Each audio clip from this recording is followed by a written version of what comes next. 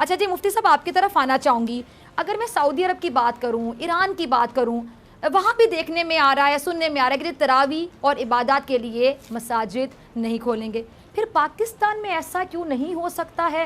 اور آپ کو نہیں لگتا کہ جو وقت یا سچویشن ہے ہماری, صورتحال ہے, وہ ہم سے تقاضا کر رہی ہے؟ کوئی جان بوجھ کے مسجد بند نہیں کر رہا, اور کوئی کروانا بھی نہیں چاہے گا. کوئی مسلمان کبھی نہیں چاہے گا کہ ہماری مساجد آباد نہ ہو, ویران ہو. دیکھ کر خوف آتا ہے کہ اگر مساجد ویران ہو, لیکن سچویشن ہم سے کیا تقاضا کرتی ہے؟ اگر خدا نخواستہ ایک مسجد میں تمام لوگ نماز پڑھیں, وہاں پہ واقعی کو 4-5 کورونا کے پیشنٹس آ جاتے ہیں, اور کوئی اپنی رسپانسبلٹی کا مظاہرہ نہیں کر پاتا, ارسپانسبلٹی کا مظاہرہ کرتا ہے, تو وہاں سے 4 اور نمازی کورونا گھر لے کر جائیں گے, اور مزید گھر میں 8 لوگوں کو لگا دیں گے.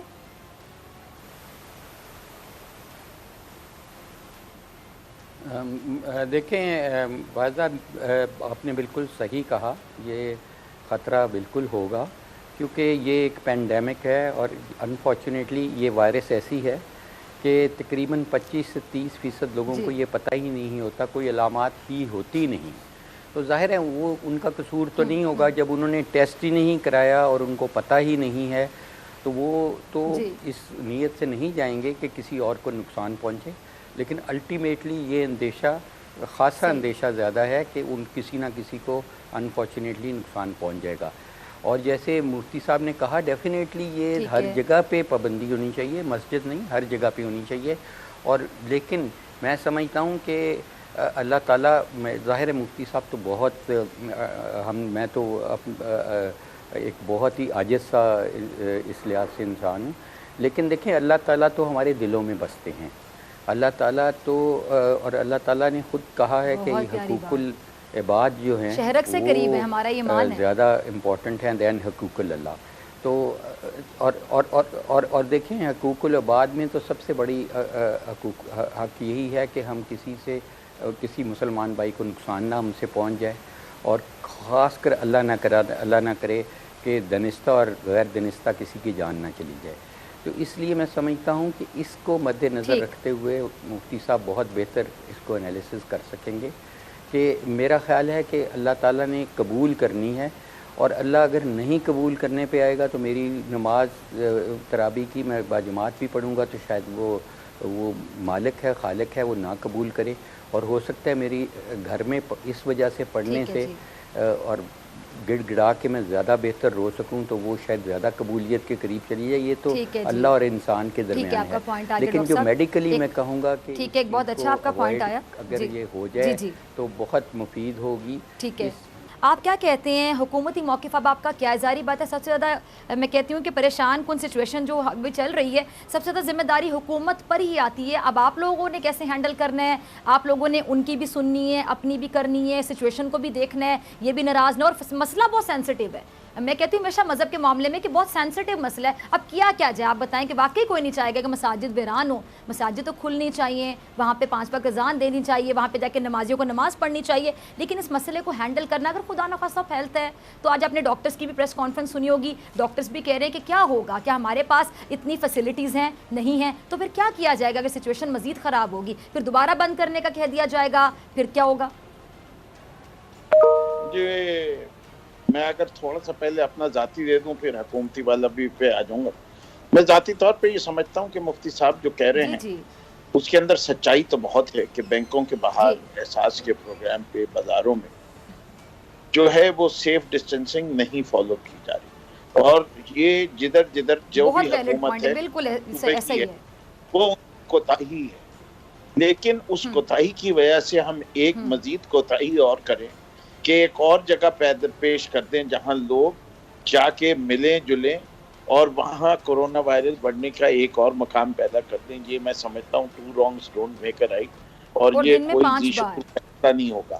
تو میں ذاتی طور پہ سمجھتا ہوں کہ علماء ہیں, اور دنیا بھر کے علماء جیسے جید علماء ہیں, جامعہ الازہر کے ہیں, سعودی عربیہ کے ہیں, ایران کے ہیں, 114 ممالک جدھر اس مسلمانوں نے باقاعدہ فتویٰ دیا ہے کہ ہم رمضان میں نہ جلسہ کریں گے, نہ جلوس کریں گے, نہ تراویح کریں گے. اب ہمارے علماء کو بھی سوچنا چاہیے, ان کے بھی یہ سب ساتھی ہیں, کہ انہوں نے یہ فتویٰ کیوں دیا. ایسے کہ میں نے تو جتنا پڑھا ہے, اور میں بہت بڑا جاہل ہوں, مجھے یہ پتا ہے کہ مجھے اپنی زندگی کی حفاظت کرنے کا حکم ہے اور میرے اوپر بہت سارے شریعت کے قانون جو ہیں وہ جو ہوتے ہیں لاگو نہیں ہوتے اگر میری زندگی کو خطرہ. ٹھیک ہے. یعنی مردار کا گوشت کھانا، یہ ایسی چیزیں. اب جہاں تک حکومت کا تعلق ہے، دیکھیے حکومت جو ہے وہ کبھی بھی علماء کے ساتھ کنفرنٹیشن میں نہیں آئی. ہم نے علماء کے سامنے رکھ دی بات کہ یہ حقائق ہیں اس مرض کے بارے میں. صحیح. اور ہم نے یہ مانا کہ یہ کوتاہیاں ہو رہی ہیں. ٹھیک ہے جی. اور اگر آپ کی یہ شرط پہلی ہے کہ جی یہ ہوگا تو ہم بند کریں گے مساجد کو، تو شاید وہ ہمارے لیے ممکن نہیں ہو، پھر ہمیں مجبوراً ایک SOP بنا کے دینی پڑی. لیکن آج بھی آپ خان صاحب کی ٹویٹ دیکھ لیں، باقی حضرات کی دیکھ لیں، ہم لوگوں سے اب گزارش کر رہے ہیں کہ آپ کے لیے بہتر ہے کہ آپ لوگ گھر میں رہیں. ہم اس میں بہت بہتر سمجھتے کہ علماء اس میں لیڈ لیتے اور یہ کہتے کہ ہم نہیں تراویح پڑھا رہے، ہم ٹی وی کے چینل پہ پڑھائیں گے، ہم جو ہے لاؤڈ سپیکر سے پڑھیں گے، ہر محلے میں مسجد ہے، آپ تراویح کی سنیے، آپ ساؤنڈ سسٹم کے بجائے ڈبل ساؤنڈ سسٹم لگا لیں، دور تک اس محلے کے پورے گھروں میں تراویح کی آواز جائے، لیکن ہر شخص اپنے گھر میں بیٹھ کے اگر کرے اور تراویح میں شامل ہو جائے تو اس سے اچھی بات کیا ہو سکتی. اسلام آباد میں ایک واقعہ پیش آیا ہے جہاں پہ مسجد کے خطیب اور ان کے گھر والوں کا ٹیسٹ مثبت آیا ہے، تو یہ کس کی کوتاہی تھی؟ پھر مسجد کو سیل کر دیا گیا. اس طرح اگر کسی اور خطیب کو نکل آتا ہے، ان کے گھر والوں کو نکل آتا ہے تو مسئلہ ہوگا، تب ذمہ داری کون لے گا مفتی صاحب؟ ڈاکٹر صاحبہ پہلی گزارش تو یہ ہے کہ مجھے ذرا بات مکمل کرنے دی جائے اور تھوڑی سی میری بات ذرا آپ سن لیں گی تو آپ کی بڑی مہربانی ہوگی. سب سے پہلے تو میرا آپ سے سوال یہ ہے کہ آپ نے ابھی جب ڈاکٹر جاوید صاحب سے بات کی، جی میں گزارش کرتا ہوں ادب اور احترام کے ساتھ، جب آپ نے ڈاکٹر جاوید صاحب سے سوال کیا تو سوال کے اندر آپ نے یہ پوچھا کہ اگر مسجد کے اندر کوئی آدمی آتا ہے اور وہ کرونا سے متاثر ہے اور وہ آ کر کے دوسرے لوگوں کو متاثر کر دے گا تو پھر اس سے تو بیماری پھیل جائے گی. اب میرا صرف آپ سے ایک سوال ہے اور یہ میرا نہیں ہے، سوشل میڈیا کھول کر دیکھ لیں، گلی کوچے کے ہر عوام پاکستان میں سے فرد کا ہے. یہ سوال آپ نے منڈی کے حوالے سے کیوں نہیں پوچھا؟ کراچی سوراب گوٹ کی منڈی میں صبح کے وقت میں جہاں کسی SOP پہ عمل نہیں ہو رہا، بینک اور احساس پروگرام کی لمبی قطاروں کے حوالے سے یہ سوال کیوں نہیں پوچھا گیا؟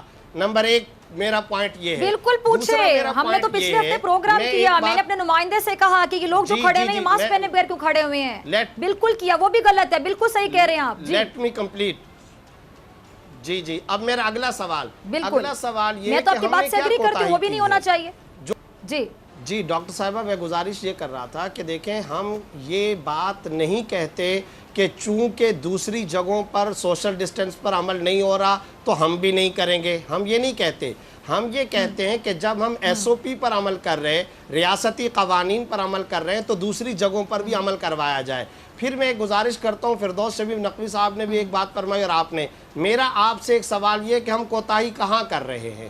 ہمیں ذرا کوتاہی تو بتائی جائے. ہمیں کہا گیا مدارس بند کر دو، بند کر دیے. ہمیں کہا گیا تم سالانہ امتحان نہیں لو، ہم نے نہیں لیے. ہمیں کہا گیا حفظ کی درسگاہیں بند کر دو، اینکر سوال پوچھنے کے لیے ہوتا ہے، جواب دینے کے لیے نہیں ہوتا. تعلیم کی کلاسیں بند کر دی.